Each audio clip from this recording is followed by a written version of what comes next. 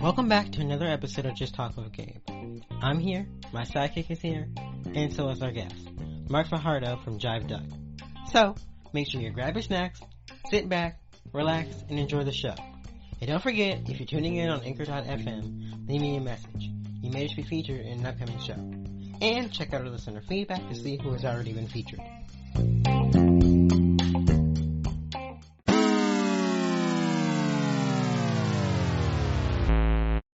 Marc, welcome to the show. We are glad that you could join us for an episode of Just Talk with Gabe. Welcome. Thank you guys for having me. I'm very happy to be here. Thank you for being on. Now, I know our listeners want to dive right into it, so let's get to it. While in quarantine, what is the one thing you've been missing? First, I miss you guys because you guys were in California.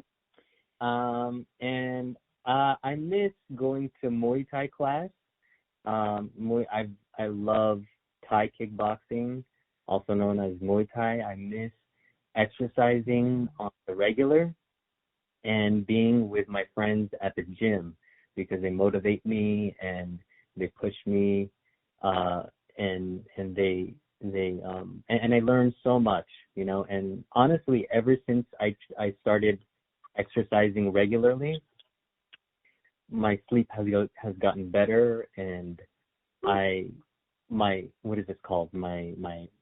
digestion is so much better, and I just feel my muscles just tight, you know. I feel a little bit muscular. I still have the baby fat, but inside I feel really good. And I miss, you know, being with my friends and having spontaneous trips to the movies and restaurants, and yeah. I just want some food from the outside world. You mean my food's not good enough for you? With the microwave? Oh, well, that's my secret. Yeah, the microwave. Don't tell anybody. No, actually, no. The other day, she almost burned the microwave. Well, in my defense, in my little defense there, Marc, there was a tiny... Huh? You're trying to cook the microwave? Was the microwave for dinner? Well, it was a microwavable dinner, but what happened was, see, I have an excuse. I didn't see this teeny tiny piece of foil, and the plate was on fire. The plate was on fire. So I'm standing there looking at it, going, and it's not computing in my head, and I'm going, that's a tiny fire. Did it make like a lightning crackling thing like you see in the movies? You know, like no, a mini not at all. It just like the little poof of fire came out, and so Gabe's like, the plate's on fire, and I'm literally just standing there, and I'm like, that's really on fire, huh? And we put it out. Yeah. Moral of the story, we were safe. Moral of the story is I should not be allowed in the kitchen ever. Yeah. Yeah, you guys, that is kind of scary, and I'm glad that has happened, especially right now. But you guys are safe. That is true. You are the co-owner of Jive Duck Studios, so tell us about the company. Okay, so Jive Duck Studios started in either 2013 or 2015. I don't remember because it's just been wonderfully, steadily busy. So it started because my buddies / housemates, we all used to work together, teaching for an after-school program, teaching kids how to make movies. We taught multimedia, and and after a few years, Dante and David, they decided to leave so that they can pursue more of their freelance work, and so around the same time, our fourth housemate, he decided to move out, and we figured that we should turn his room into a studio where we can do audition tapings, mainly like audition tapings. And so then as we gathered up together and we would have meetings, we figured that, we should just open it up to other marketing needs for actors to do headshots, design websites, one-sheets, logos, and whatever is needed and necessary to push an actor's career in the marketing side. So we gathered up forces and we painted the walls white, and we what is this called? We went shopping for like curtains and backdrop colors and all the things necessary to have a really good solid studio that would accommodate for headshots and audition tapings. And so thus the birth of Jive Duck Studios. Wow. Can you tell us about the name? Like, how did that came about? Yes, Jive Duck Studios. Okay, so it wasn't entirely my idea. I just came in to the apartment one day. I saw David and Dante sitting on the couch, and they're like, "Hey, Mark, you like Jive Duck Studios?" I was like, "Yeah, okay, let's do that." But with their story, I think I don't really remember. I think it was for a couple of days we were brainstorming some ideas, and we wanted to combine the Asian culture and the Black culture, because Dante he's Black, David is Korean Chinese, I am Filipino American, born here in California, in LA, and Jerome, our fourth Jive Ducker, he's from the Philippines, born in the Philippines, and he came here in 2010, 2011. Wow. And so then we felt that, to encompass us, our energy, our vibe, and our camaraderie, we wanted to combine something cool and comedic to represent us as a studio. So Dante came up with combining the lingo jive turkey, which was in Black culture back in the 1970s. I think it was in New York, the New York streets. I have no idea, but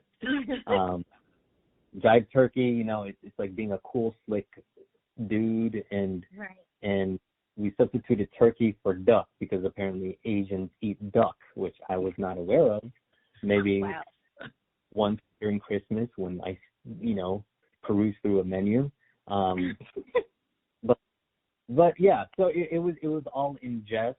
There was nothing offensive for anyone outside of our world. This was more of like an inside thing that was part of our group dynamics as friends, Yeah. So Jive Duck. And also, I forgot to mention that David, he designs a lot of logos, and within the process of coming up with our name, he was trying to brainstorm some ideas of how to create a really cool design logo for us.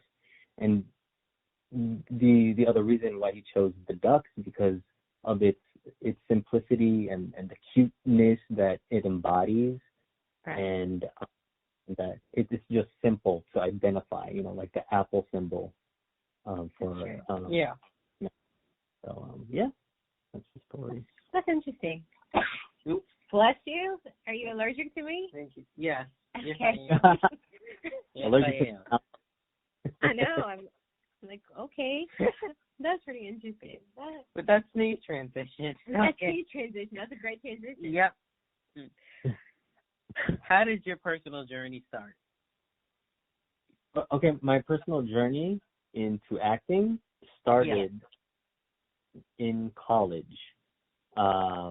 I didn't know what I wanted to do upon college. I mean, I didn't know what I wanted to major in, and I would have some brief conversations with my parents and with my friends, and they were saying, it's the internet age, and AOL is going to take over or whatever. So you should become a computer scientist, and I did. What is this called? I did take like my first computer science class, and I did not like it. I got a D or a D plus. Thank God. Wow. I was on academic probation, but it, I knew right then and there that it wasn't for me. And a lot of my friends were artists, and so they were I wanted to be cool with them. I didn't want to feel left out. Also, at the same time, I was learning about politics, about racial racial ignorance in America, and the stereotypes with Asian Americans in mainstream media, and that had ignited some fury in me because I wanted to make a change. I had all this energy and creative love to do something about it, and so then at first I became I was a double major with film and community studies in UC Santa Cruz. Community studies is the theory and practice of social activism, and my emphasis within that major was social documentary work. And wow. I wanted to major in film because I just love the artistic aspect of it. And so I wanted to become a social documentarian, and I would tell my family, my relatives, and one of my professors had said that if you want to become a social documentarian, it would be as if you're going to get a suitcase full of money and you throw it off a cliff. It's all about the cause. It's not about the capital, And I was like, the hubris of my youth was like, no, I don't care. I'm going to change the world. La la la. And I still do, by the way. I still do. What is this called? And so then, it was still in the back of my head, and my I remember when my aunt had told me that, Mark, I understand you want to do this, become a social documentarian, but as you grow older, you have to think about buying a home. If you want to start a family, you need to make money, And so then it's still dug in the back of my head. But then I was like, okay, well, what if I become a director? What if I make it as a director? At least I'll have some recognition. I'll have some form of power to create positive images of Asian Americans, and be a creative at the same time, And so as soon as I came back from college, I moved back home to LA. I tried to interview with a whole bunch of ad agencies, post-production houses, intern here and there, become a PA for whatever projects there was, and and it was just so hard to get a bite. I would not get hired to save my life. And so then one of my buddies, who was an aspiring actor, he had told me that, hey Mark, if you want to become a director, you should do some background acting so that you can learn the terminology, the lingo, the flow, and the system of production as a background actor. And so then that day or that week, we both went to Central Casting in Burbank, and we registered to be background actors. And I didn't really follow up in it because, you have to call the voicemail, the hotline, and listen in to the character descriptions of what type of background actors they need. I never followed up with that. I probably called it once or twice. I was like, I give up. I was very lucky. Yeah, I swear. I was very lucky enough that they had called me 5 to 7 months later. October. We registered in October, November, December, January, February. 5 months. It took me 5 months to be in SAG. So 5 months later, I remember that day too. I was reading a book by Robert Rodriguez, one of my favorite directors, and his book was called Rebel Without a Crew. And I was just in a blissful moment, because I was like on my way to become a really cool director. I got a call that day saying, hey, are you Marc Fajardo? Congratulations, the director chose you among 16 to be one of the multinational insurgents. Would you like to accept the offer? We have wardrobe fitting tomorrow. And I was like, in my head, this is the Hollywood call. In my head, I was like, yeah, God, Hollywood called me, I really felt like that. I was in bliss. And I was like, I'd love to, And so, they were saying it's for Iron Man. And I'm like, in my head, I'm like, Iron Man? How? how is Hollywood gonna pull off Iron Man? You know, because like you only have reference to like X-Men and how valiant and romanticize this whole depiction of like hypermasculinity is like, you know. And so then I didn't care. I went on I went on IMDb after the call and I confirmed that, you know, I was available for the wardrobe fitting. Went on IMDb and I looked up Iron Man and it said Jon Favreau was the director. Was it Robert Downey Jr. was Tony Stark, Iron Man, and what's her face? What's her name? Pepper. Right. Oh, wait, what's her name? I forget her name. So do I. Yeah, we all know. We all know who you're talking about. I just can't remember. Yeah. It's gonna bug me. Whatever. Anyway, and so I was like, wait, the guy in Central Casting said Jon Favreau chose me. He went through the Central Casting website, looked through a whole bunch, thousands of people, chose 16, and I was one of them. And I felt so special. You have no idea. And so I remember that day I went to what is it called? The Howard Hughes studio in it's off of Centinela in I think it's Marina Del Rey. And at that time we didn't have GPS. GPS was not existent. Smartphones were non-existent. I had my Thomas guide and a cell phone. No. I called time for that wardrobe. What was that? Yeah, this was like 2008, so I think there wasn't any back then. Yeah. GPS. Yeah. This was really? No, this was 2007, I think. This was 2007. Wow. Yeah, this was 2007. And so I didn't know. I'm embarrassed to say I don't know my geography in LA, despite the fact that I was born and raised. And I had the Thomas guide. I was like, Mom, how do you get to Marina Del Rey if I have to take side street? She's like, oh yeah, you just go down, Barham, and you go down La Crescenta, and I was on my way there. You know, I was moderately on time, and then there was a fork in the road, and I was like, oh Mom, I called up my mom. I was so nervous. I felt so bad because I was angry. I was like, Mom, I'm here. What? You told me the wrong direction. I'm here. I'm the directions can get mad at me. And then she was like, oh, yeah, okay, just go down, just keep going, make a left. Anyway, I get there on time. Awesome. And then I remember, I was so green. I did not know anything about anything in the acting industry. And so then I go to the parking lot, I go to Howard Hughes.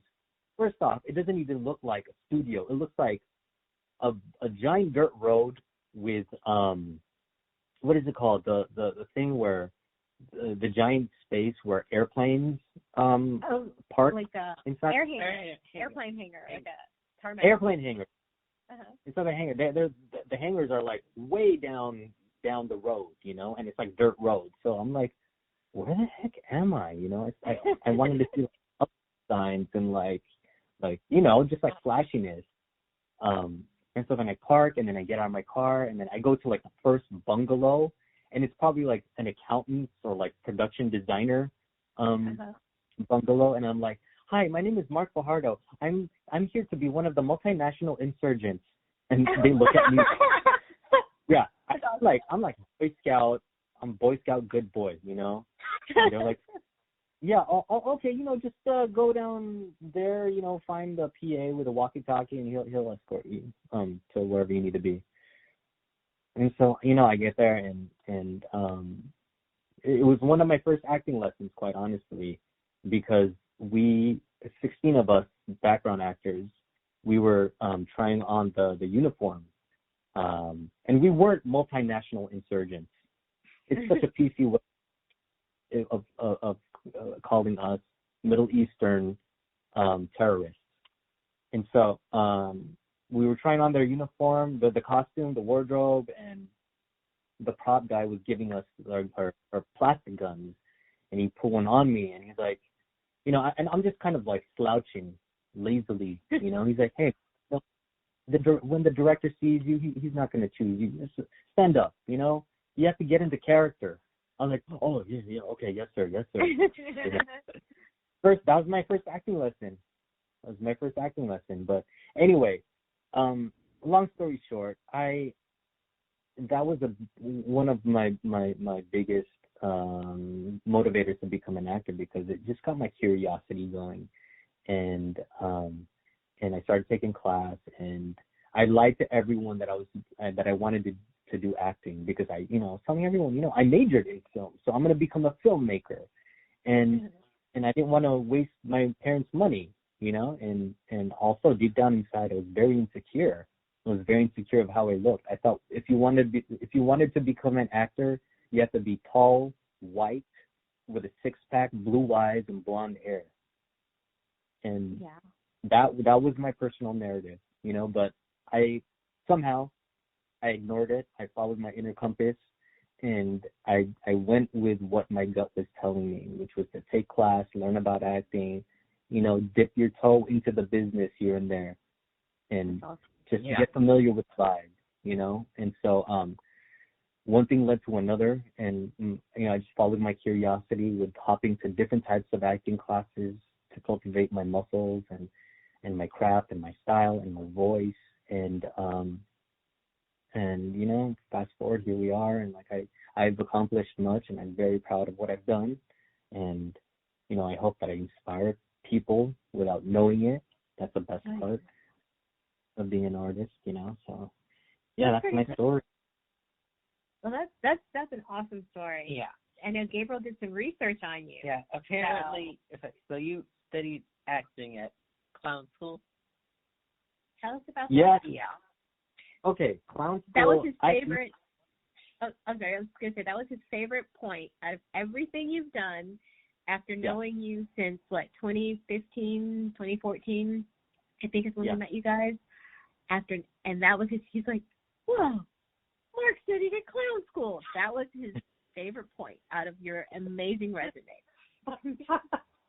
Gabe, that is so anticlimactic, but I love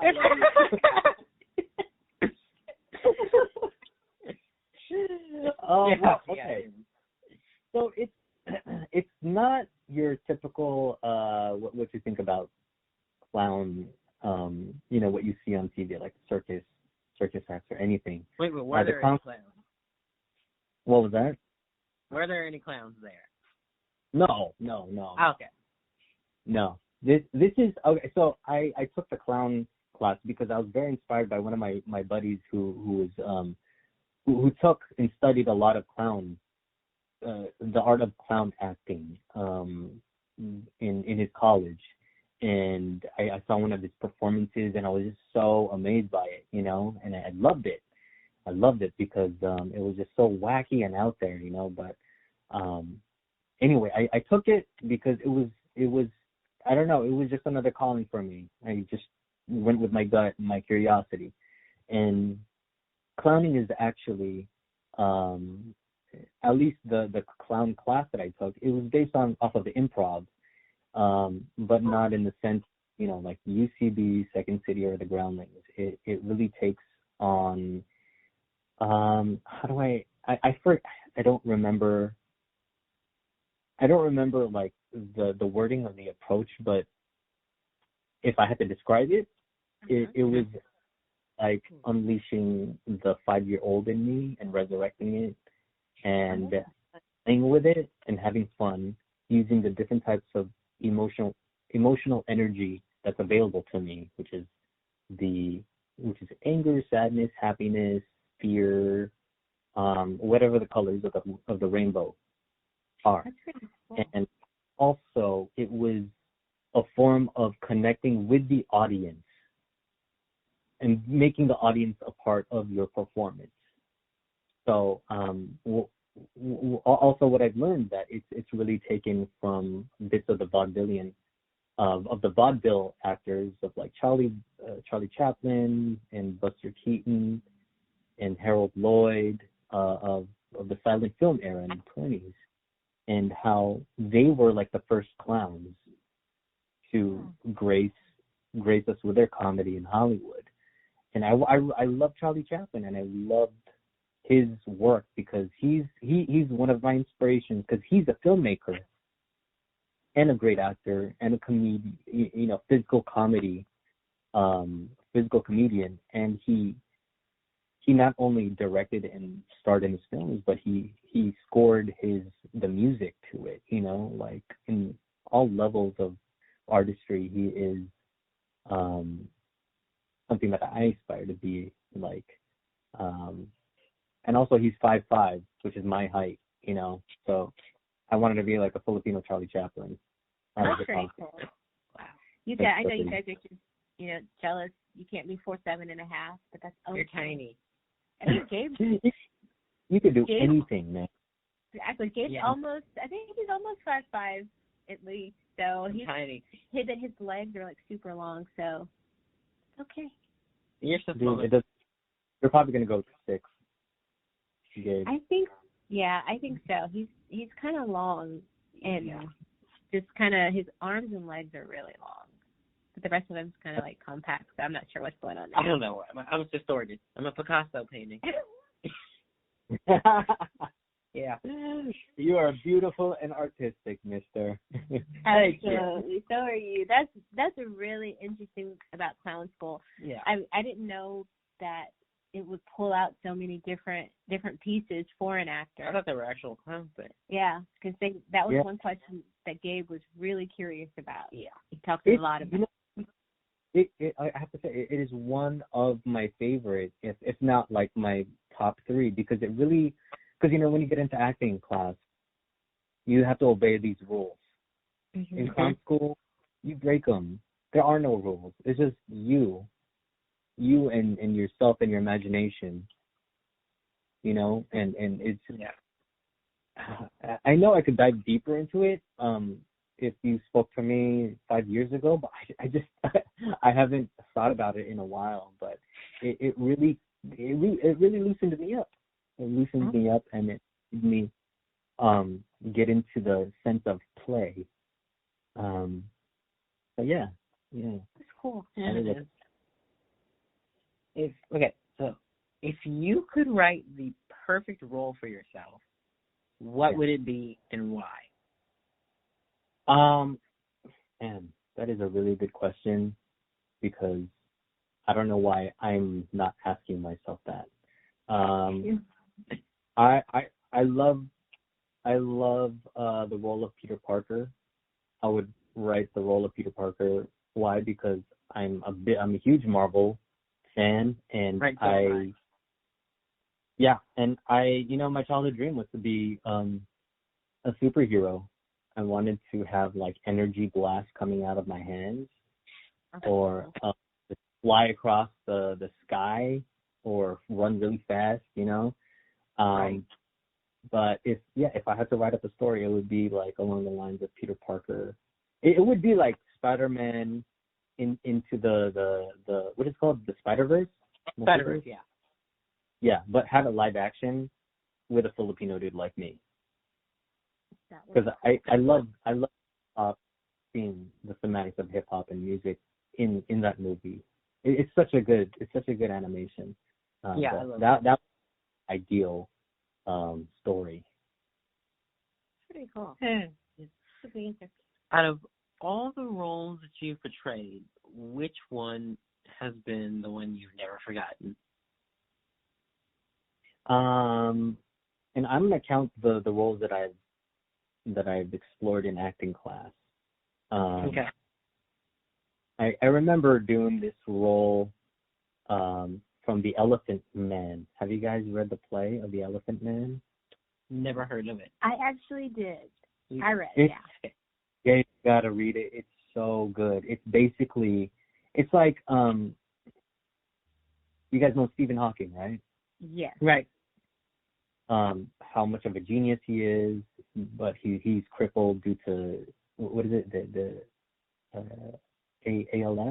ALS. Yeah. Mm-hmm. Yeah, so it's kind of like that, but I think this was based on a true story. A man of deformity he was born. No, he was born normal, but as he grew up, starting maybe when he was 7 years old or so, he started having deformity, and he started looking like an elephant. And people will call it like elephantitis, but it's not. It's something else. I don't remember the name.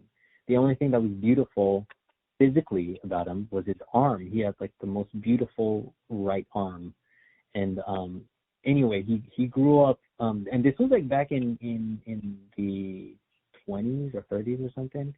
He I don't remember the story exactly, if he was abandoned by his parents and he ended up in the circus, and then a doctor from a nearby hospital had adopted him and had studied him and basically became a father figure to him. And word got around about him because the doctor started to learn more about the brilliance and the artistry in his mind. And he would basically be like the town, the town's genius. And then he became almost like a national popular human being. People would go to him and talk to him and just confide in him because he would offer some sort of wisdom or I don't know. They just had a touching to his soul. And so then what is this called? And so anyway, I did a scene from him, and I loved the way how despite the deformity and the physical attributes of what's termed as ugly, what the public would see him as ugly, the beautiful soul is what carried him and what attracted people to him, you know. And I think I always felt like that, or I always felt that type of sensibility, that somehow there were times that I would feel very ugly, but I would hope that someone would look inside myself and see the true nature, despite you know the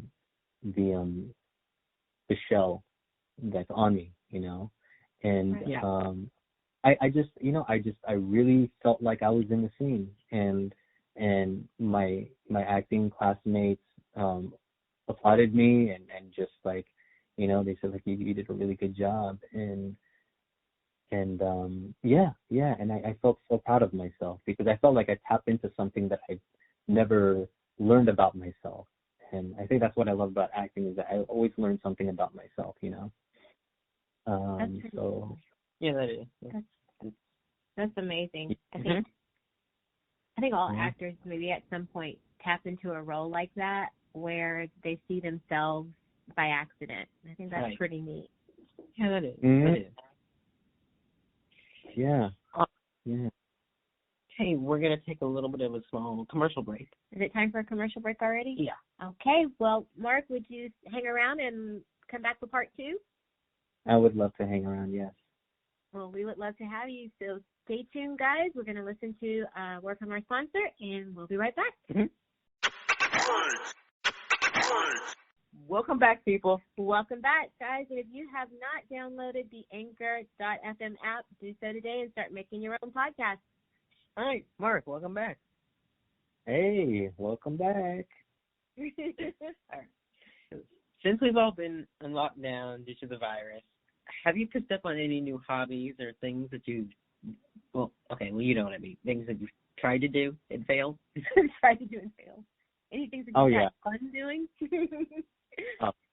Dude. Well, fortunately, I had a feeling. I had no idea how long we were going to be on in quarantine mode. So I got in touch with my commercial agent and asked if I could be part of the voiceover department, if they could plug me into the voiceover department. And so I've just been diving into voiceover, and I love it. And it's like a new passion. And even this mic is brand new, and I really wanted to utilize it just because I never thought I would geek out into the voiceover world, you know. And I just started watching a lot of these YouTube videos and learning about not just the technicalities of the different types of microphones, but also just how to what is it called, properly record something on the microphone, and just the technical aspects of recording your voice on the microphone, you know. And also I just recently watched this really good documentary called I Know That Voice, which I highly recommend.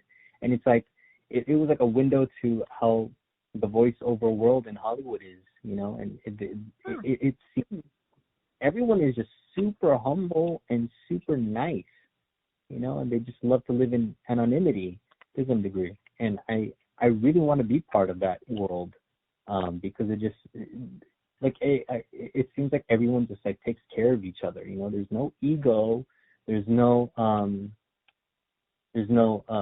cattiness involved. Like everyone is just loves to help each other. Everyone is grateful, you know. So that has been what's very attractive for me since the quarantine had started. That's pretty neat. That's awesome. That is awesome. Only thing we've done is, well, eat up the fridge. Yeah, the only thing we've done is pretty much eat up the fridge. You're right. Yeah. We have not been quite that productive. Oh, yeah, well, the podcast. Well, the podcast, other than that, you know, no. No, not really. That's awesome. I really think, yeah. Have you guys been congratulations on that. Have you guys been exercising? Yeah, so what had happened was, oh, yeah? No. I'm just going to go ahead and put it out there. And I do miss exercising. You know, Gabe and I, we both study Taekwondo. Right. And so every blue moon, he'll walk through and, like, just randomly give me a kick, and I'll, like, kick him back, and then we'll just go on about our lives. Yeah. And we just kind of laugh. But Right. I think both of us miss it. Yeah. Yeah.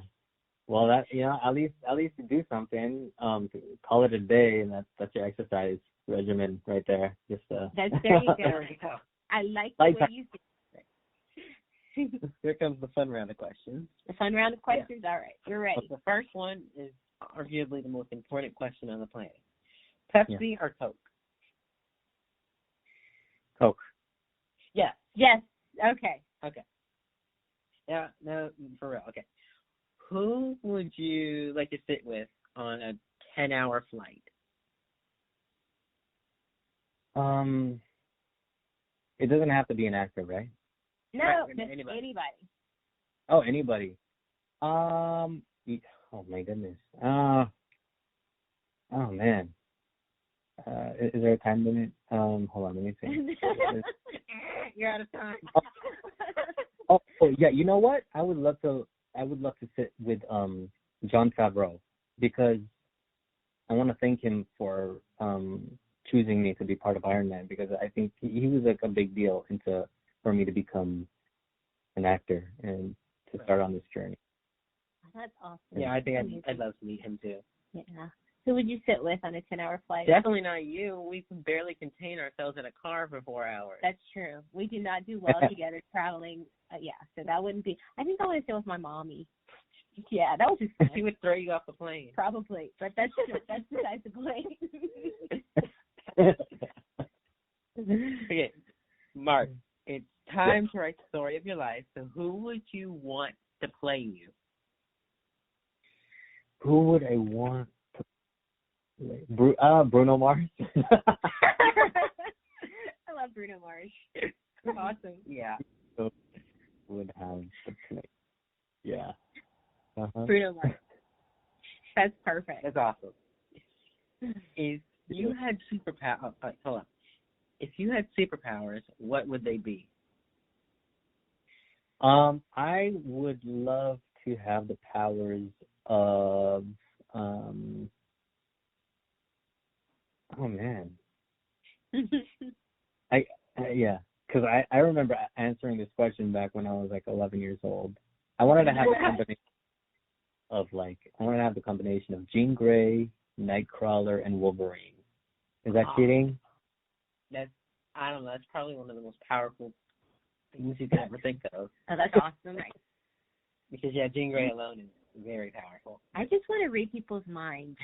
That's all I want to do. It's just like, I know what you're thinking up there. That's all. You want to read? Yeah.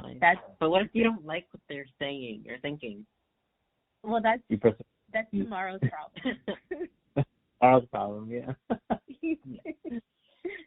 Would you rather go back to age 5 with everything you know now, or staying where you are and know everything your future self will learn?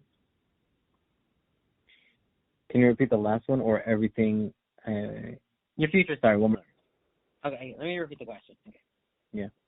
Would you rather go back to age 5 with everything you know now, or know everything your future self will learn? That's a good one. Oh man, I think everything my future self would learn. Yes. Well, Yeah. okay, I'm the oddball out. I want to go back to age 5. I'm not repeating freshman year again. Well, no. I'm not doing that again. Then I can invest in Apple. I can invest in, I'm going back. Yeah, I'm not going back. I'm not doing all that again. No, thank you. Mark, if you could only take 5 things to a desert island, what would they be? I have to take 5 things. I would take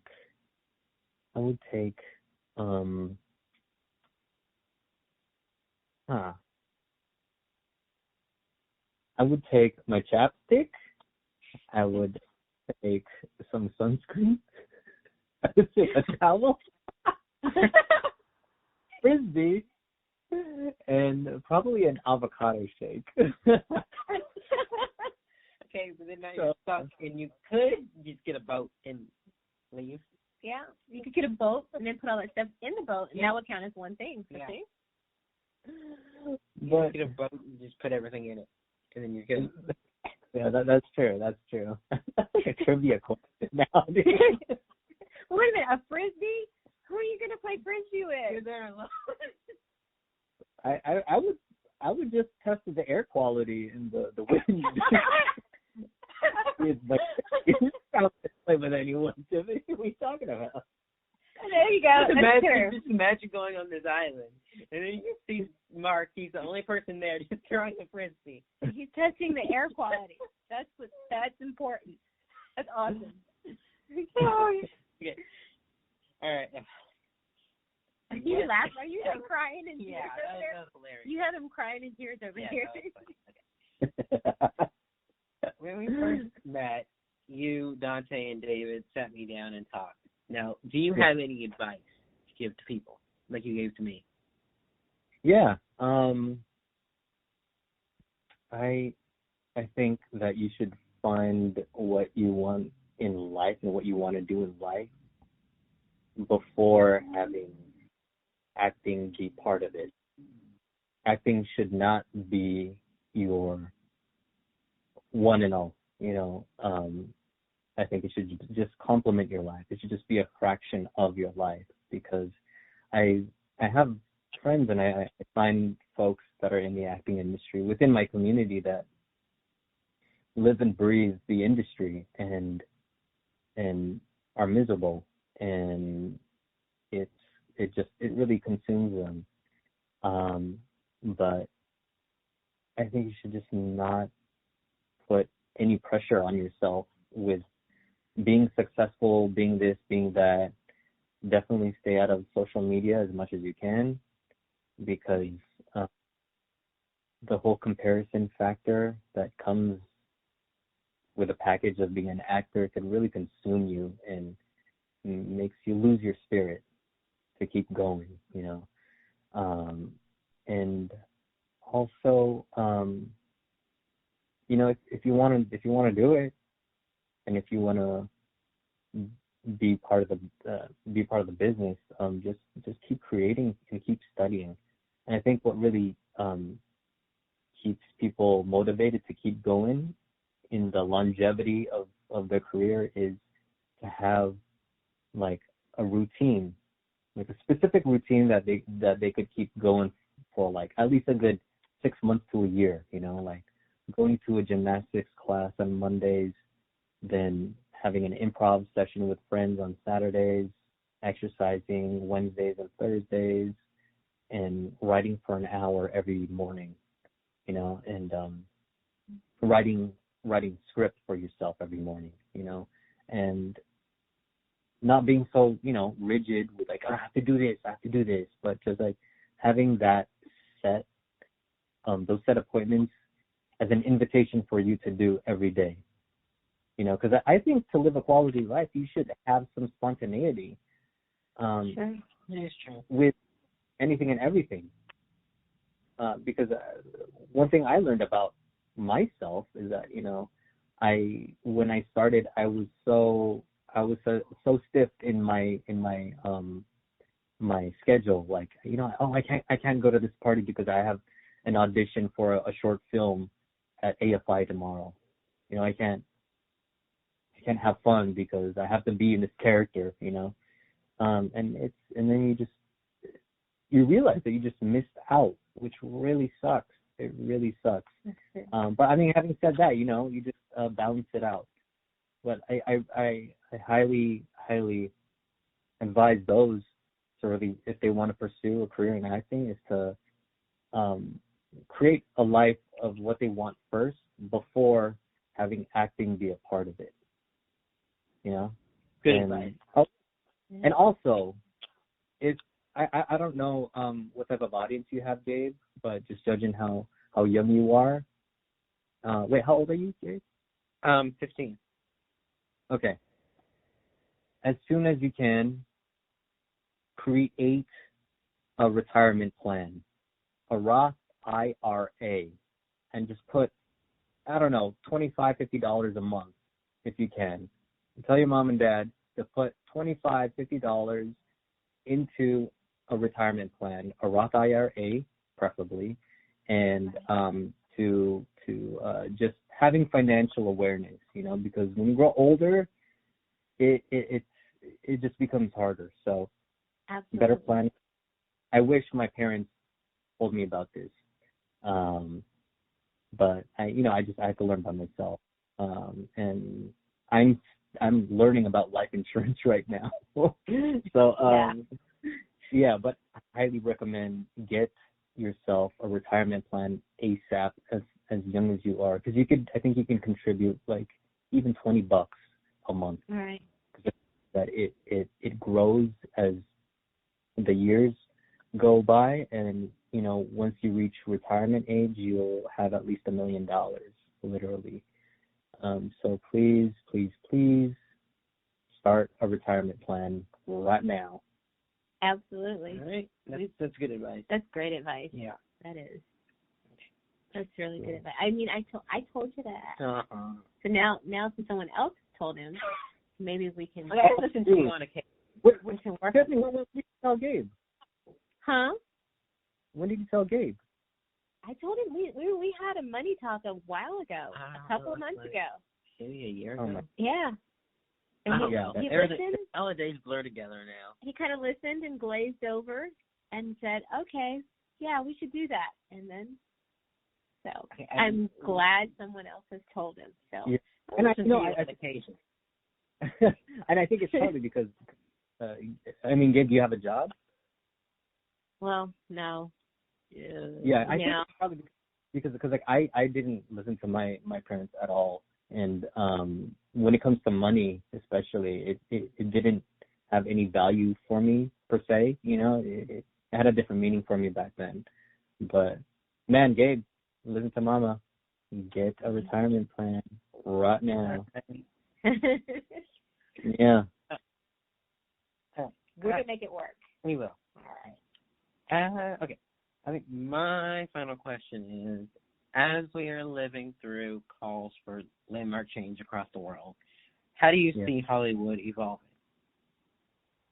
I feel like it's evolving very, very fast and randomly, and I think it's partly from the speed of technology as well as the social movements that people demand. With, back in 2017 with the Me Too movement, and also with Oscar's So White, Just there's a lot more representation with diversity.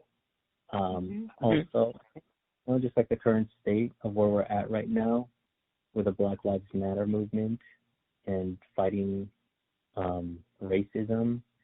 I really do hope that I feel like back, a couple of years ago with the Oscar So White, I feel like it had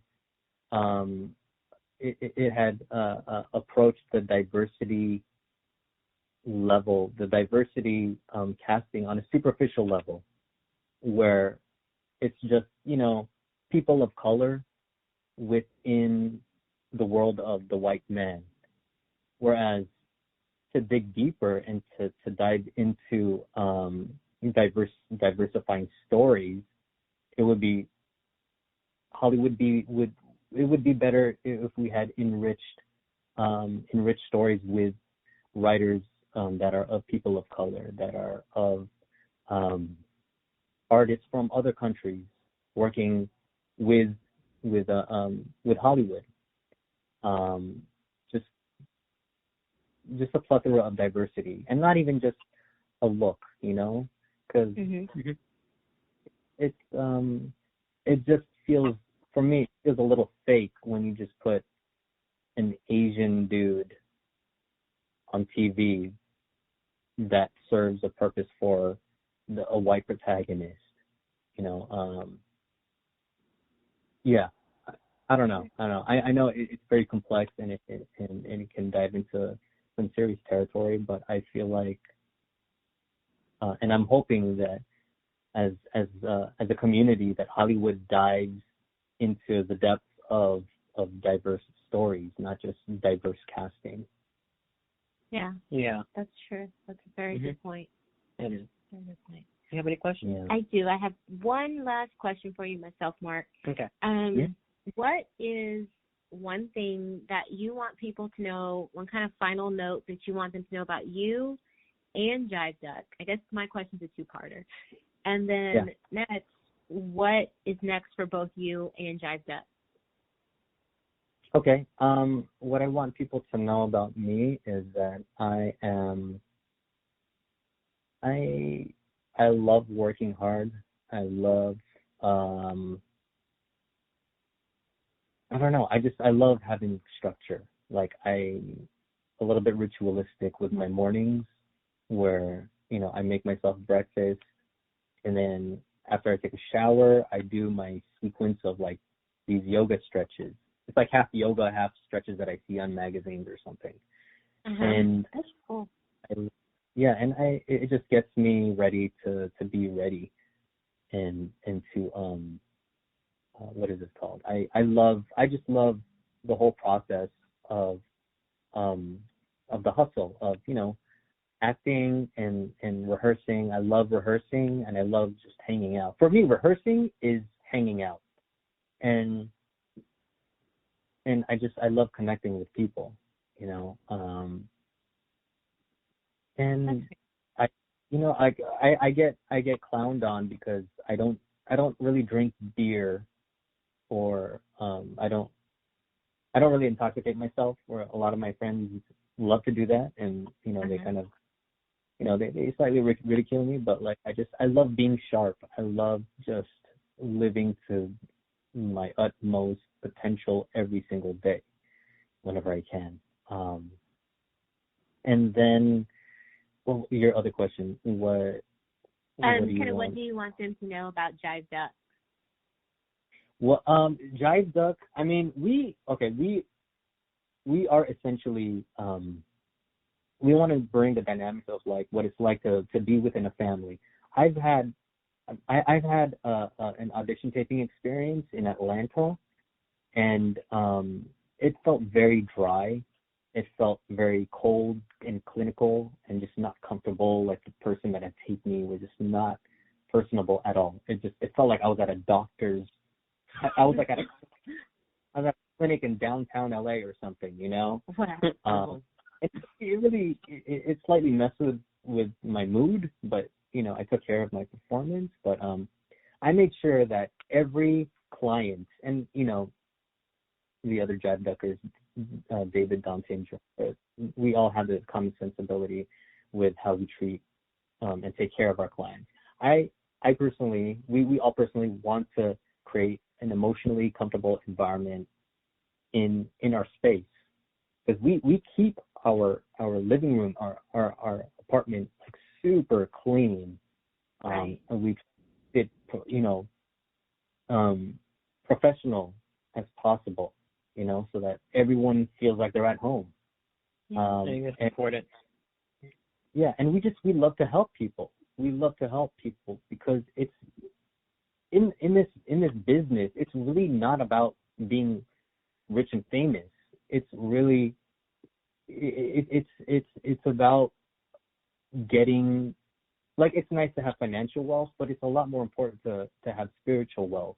And the spiritual wealth comes from the connection with the people that you make and the meaningful moments and the events that you create with each other, So it's being rich in life with that. And we just, I don't know, we have a lot more empathy than business, I guess. Well, I can definitely say, like, you guys are 100% on it, because we became permanent. We started out as clients, and then we became permanent fixtures on y'all's couch. So you might not want to make it too homey, because people will stay.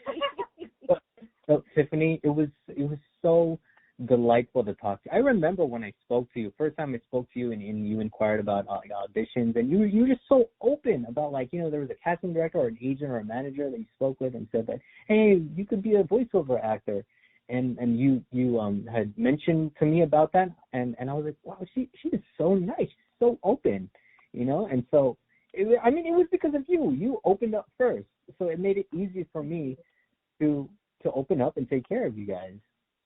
Well, thank you. Thank you. You guys definitely took care of us and took care of Gabe. And, I think before he talked to you guys, because we were new to the business and we didn't really know what we were doing at all. We were just running around. And so you guys sat him down, kind of like big man to little man. And, I kind of stepped over to the side and let you guys have a heart-to-heart with him. And I saw the transition from that moment on, his whole mentality about the business. And so, I think you guys have done 100% of what you all set out to do, is make your business family. And I think that, you're right on mark. You guys are right on the mark. Yeah.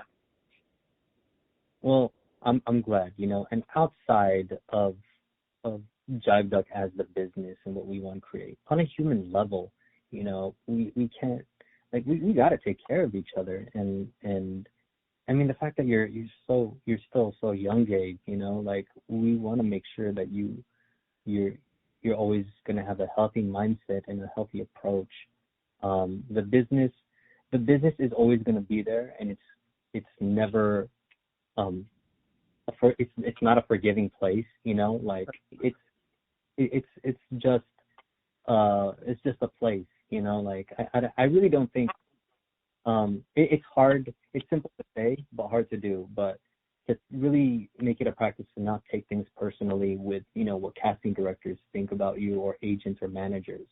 But as humans, we are emotional creatures, and we do get affected by what people say and think about us. But I mean, I urge everyone to make it a practice of not letting, even for me, even compliments, I filter them, because I just want to fall in love with my process. I just want to fall in love with my everyday evolution and training. That's all that matters to me. And of course, paying the bill. But anyway. Right. Yeah. Well, we have enjoyed this conversation. Thank you wholeheartedly. Thank you so much for coming on. Mm-hmm. Thank you for being on and talking to us and giving all this good advice to everyone. We have to come back for part 2. We love you guys. Yeah. Yeah, we're definitely going to need everyone on here next time. Absolutely. We'll have more fun questions for everybody and see how they answer the desert island questions. See? But you already have one up on them. Yeah.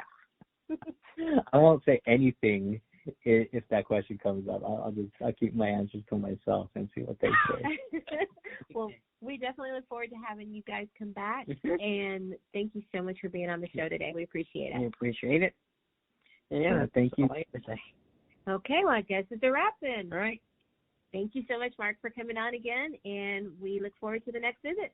Okay, thank you. Bye-bye. Hope you all enjoyed our show with Marc Fajardo from Jive Duck Studios. Actor, director, businessman, and way cool guy. You know, it was awesome to hear his industry advice. So drop us a line, let us know what you think, and until next time, peace.